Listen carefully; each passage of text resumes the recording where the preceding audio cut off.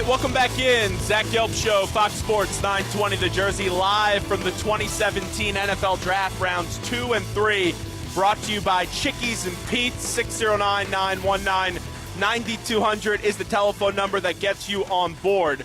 We're going to go out to the phone lines in just a second and bring on Matt Rhule, the former head coach at Temple, now with Baylor. But the man that did come down to our set today is Sean Patton, the former chief of staff at Temple, and now with Matt at Baylor. And, Sean, it's great to see you. How are you? Good afternoon, Zach. How are you? I'm doing great, and I'll tell you, some of the best work I've ever done at Temple was actually with Sean Patton when we did that recruiting show, and they had you at the desk with all your papers, and we had a lot of fun that day.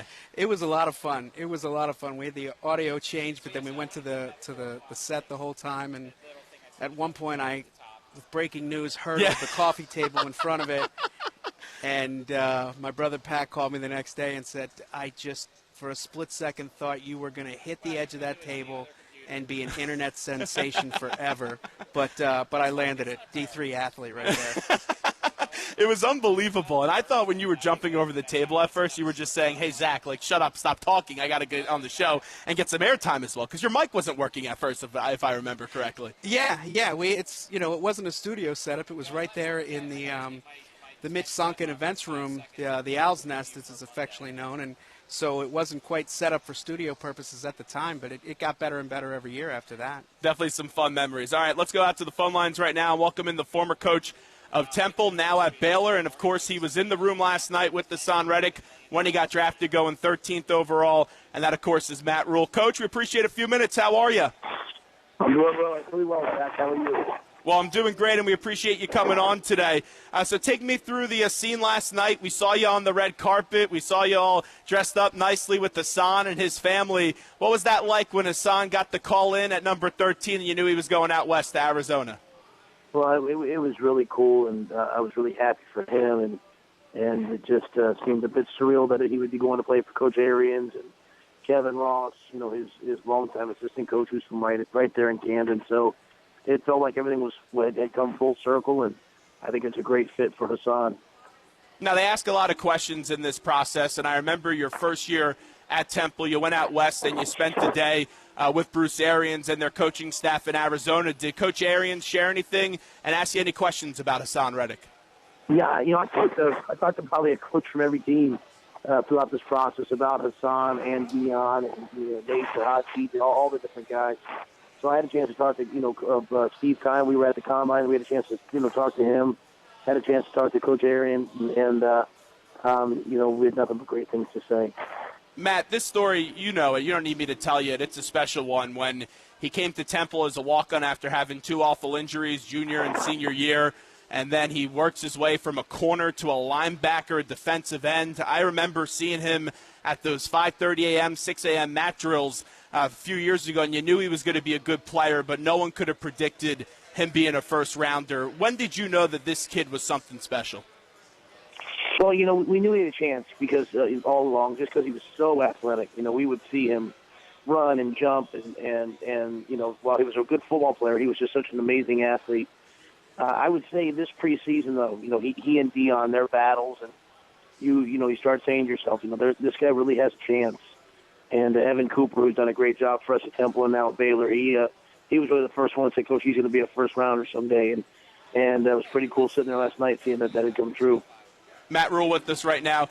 I know it's a concise moment because a lot goes on the minute you get drafted. You have to do 9,000 radio shows, 9,000 media availabilities, and then you have to just pick up and move your life and get to the team that drafted you. But in that moment when he got the call, what did you say to him when you knew he was going to Arizona?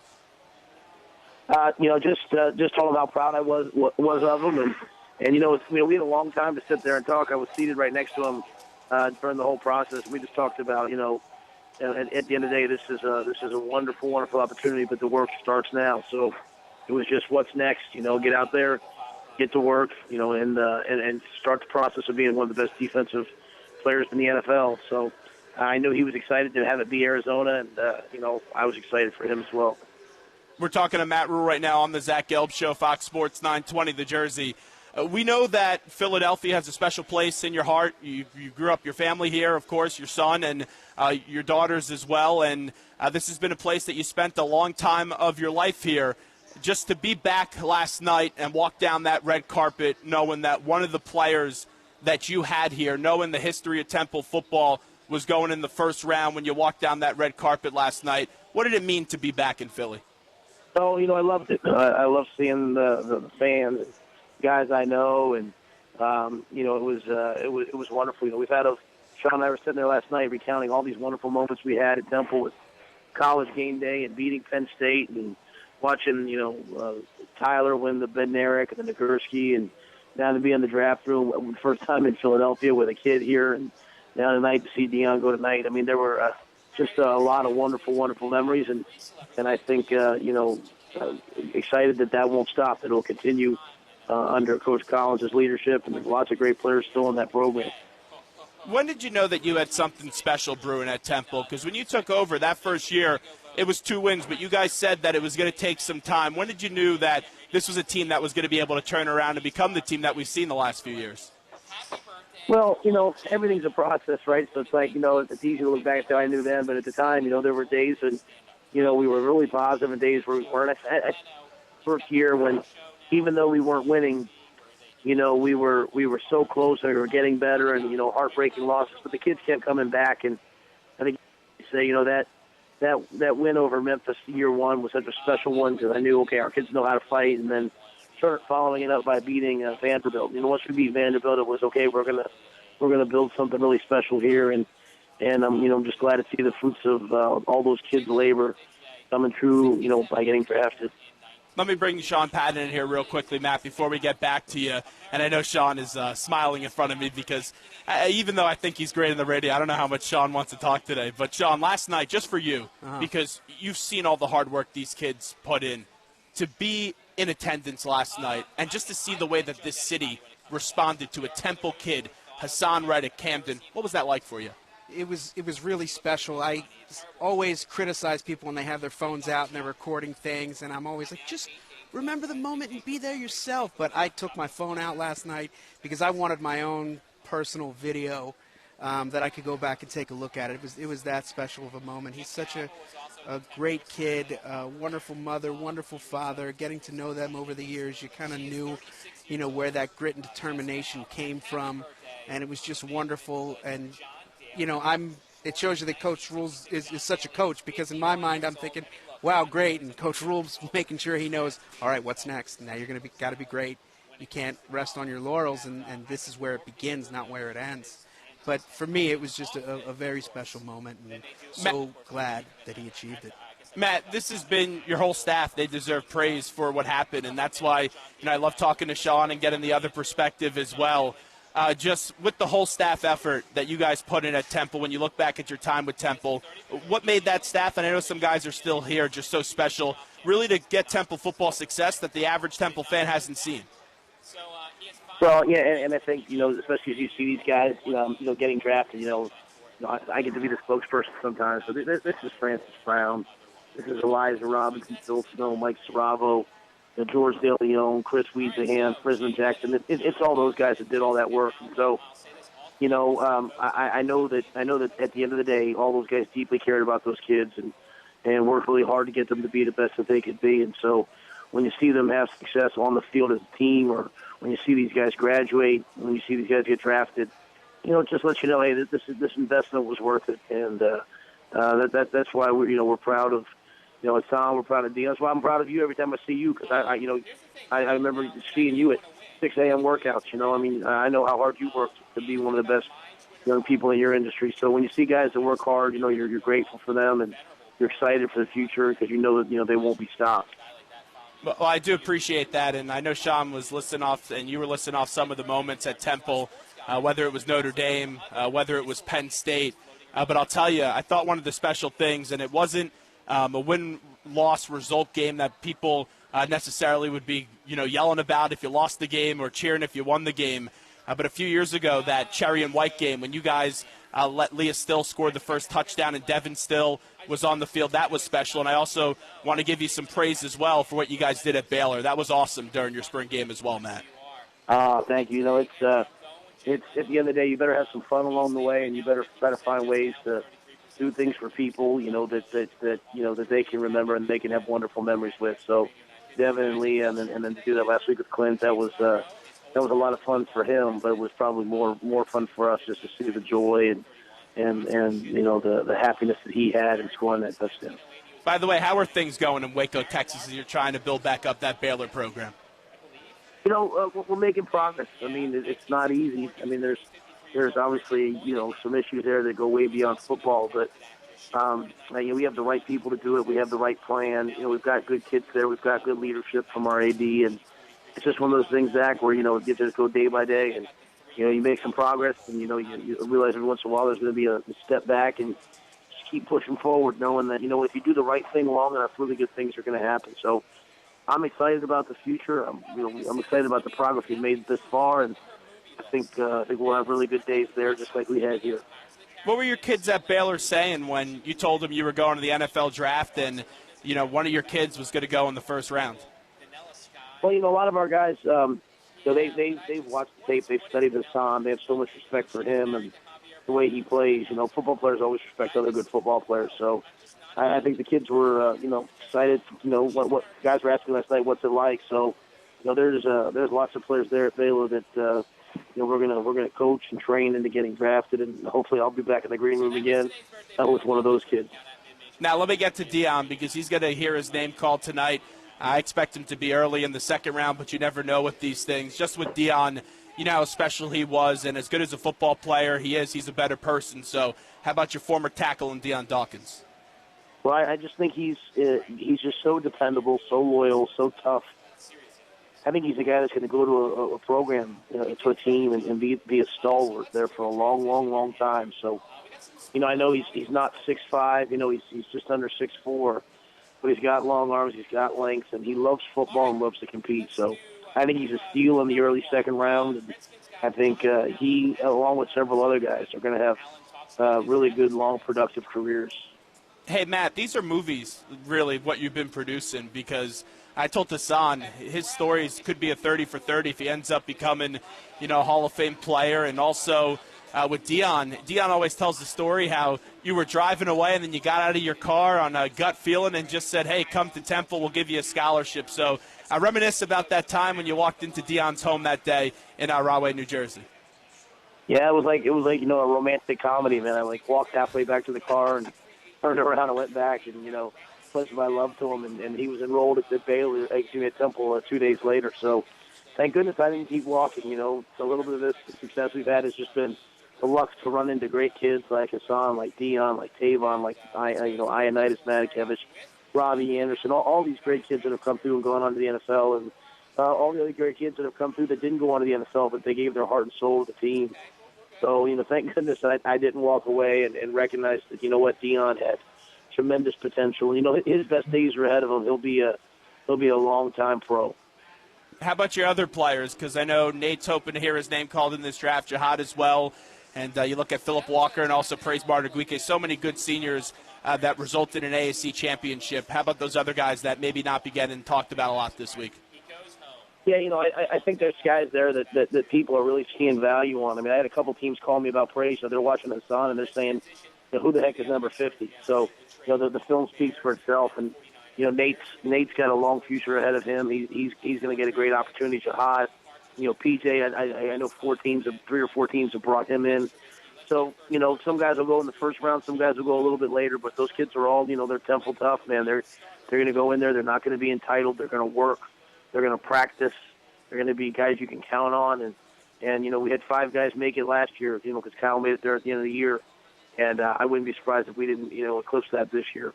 Matt, once you got the invite, we knew you were going to come to the draft, but something I thought that really showed how tight you guys were with your players that really resonates with me was when you guys went to the Combine. Why was it so important to keep on being a part of this journey even though you did leave Temple? Well, you know, I mean, I'm not the head coach at Temple anymore, but I'm still Hassan's head coach. I'm still Deion's head coach. I'm still Nate and PJ and all those guys. I'm their head coach, and I'll be their head coach, you know, till the day they die or till the day I die, you know, really. So, you know, to be there and be part of that process was really twofold. If there's anything I can do to help, if there's anything I can do to advocate for them, I know a lot of guys in the NFL, you know, if I could do anything to help them even a little bit. And also to be part of the journey, to have fun, you know, to enjoy it. You know, the guys that had put time in. Elijah, Robinson, Mike Wallace, Evan Cooper. It was fun for us to be there and share in the journey. And, ironically, I walked into one restaurant and saw Steve Keim and a couple guys from the Cardinals, and we're sitting there talking about these guys and about Hassan and what a great kid he is. And then here he gets drafted last night. So, I certainly didn't help him. But, I mean, it's fun just to look back now and say, hey, if anything, we could maybe be a small piece of that whole process. By the way, we know how much you love to eat here in Philadelphia, so I know Sean just smiled at me and he, gave me that head shake. Yep, that's true. I know that you love to see your family when you come back here, obviously, but, give me a little bit about some of the places you went out to eat when you came back on this Welcome Back to Philadelphia tour the other night. I don't know if I'd have to recant the whole. Let me think what I did. I've done Burnick. I've done Double Knot. I've done Mr. Cho's Cafe. I've done High Street. I've done Park. I've done Bank and Bourbon. So I'm almost. I might not be able to fit on the plane on the way back, but I have certainly eaten at these places that with great people and I went to Miller's Twist with the Reading Terminal Market. They brought it to me, the one morning. So I've certainly enjoyed their wares. Did you go to McGillen's and do a little karaoke to reminisce like the old times after that? What was that, National Signing Day? I'm one and done in my karaoke career, I think. How would you evaluate your karaoke skills, Coach? Terrible. Absolutely terrible. All right, Matt Rhule, before we let you run, I just got to get in one thing about the Eagles. Barnett, that pick at defensive end, that was right after Hassan got drafted, so I know it was a crazy time period, but what are your thoughts about Derek Barnett going to the Eagles?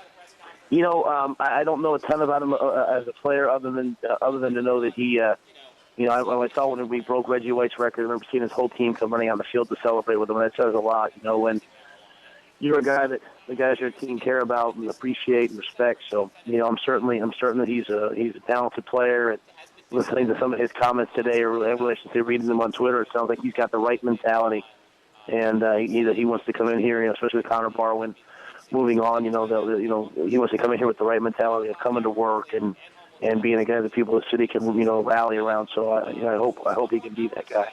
Matt, one more thing, and then we'll let you run.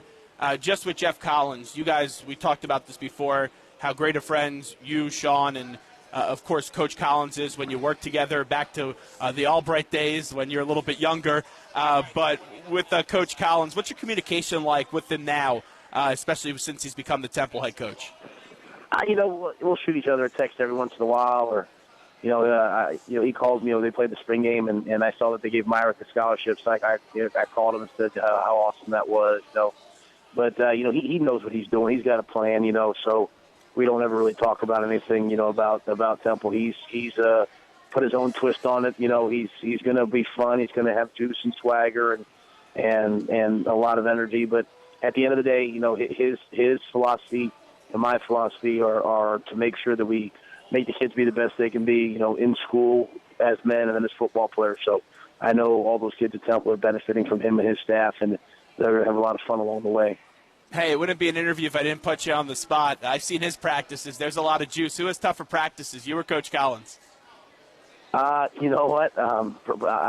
He definitely has more fun. They've got super soakers and fat heads, and they're playing music and all that. And mine are probably a little bit more boring. It's just coaches yelling and screaming the whole time. So, but I'm sure we're both working really, really, really hard. So there's a lot of different ways to do it, but there is no substitute for hard work. And I know those kids will continue to be Temple tough up there on North Broad.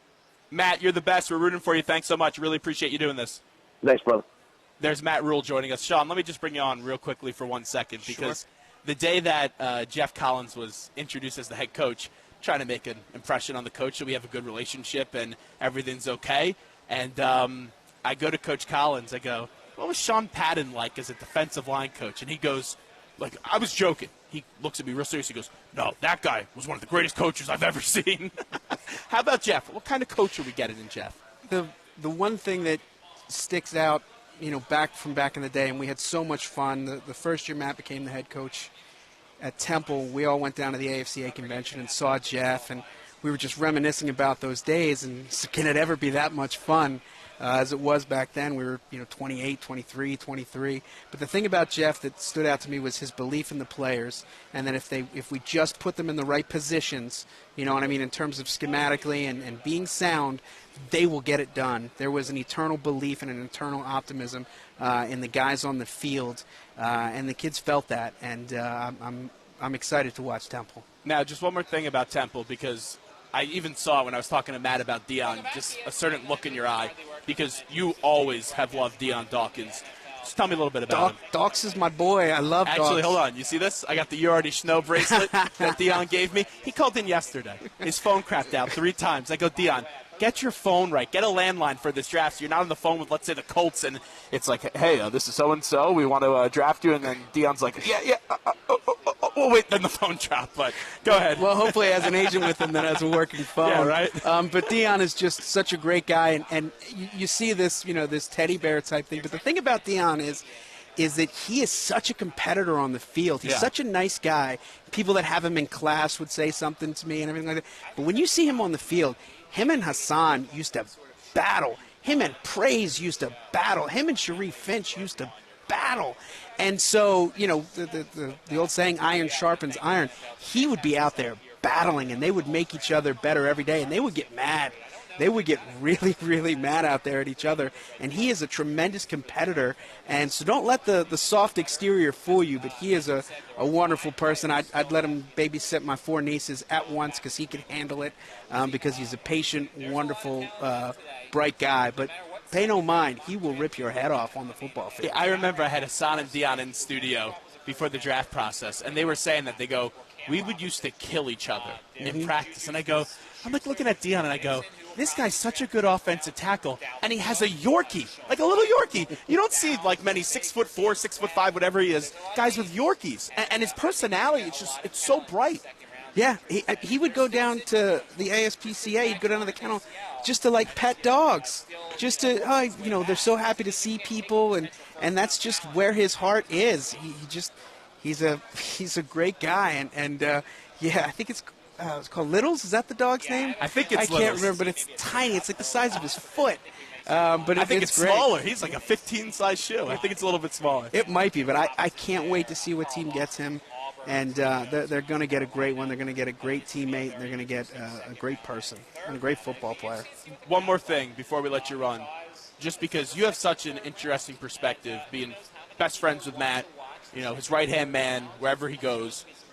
When you look back at the time at Temple, just how do you recap what you guys were able to accomplish at Temple? Well, it's difficult to say, but, you said to earlier, when did you realize that, we were – I realized it in, I think, the Central Florida game. We lost that game, but we were losing by the strangest ways and margins. The Warden catch, right, in the back of the end zone? Oh. Absolutely. What a catch. And to, just see the progression of those players. Like Avery Williams took a bad angle and learned from that. And I can't wait to see where Avery Williams signs as a free agent. Like he's going to sign as a free agent. He's the kind of guy you'd never want to. Like, it's going to be so hard to get rid of him. So it's all these guys that come. But Central Florida for me was like, because they were a great team. They went on to beat Baylor, and I believe in the Fiesta maybe, and we were battling with that squad, and there was fight. And I said, we got something here. I mean, that's. They say faith is belief without evidence. My faith was born in that day, to be honest with you. Now, when you go to Waco, Texas now, do you get the Cowboys hat? Do you get cowboy boots and all that? I do have cowboy boots. But the sheriff's in town, Sean Patton. Well, it's kind of a cheat because I'm 5'2", so wait, this is socially acceptable to wear these? Let me see if I could slip it in here, 'cause it helps me out a little bit. But no hat at this point. No hat at this point. When you come back to Philly, what's the first thing you do when you come back to Philly? Well, I was with Matt and we went to Vernick.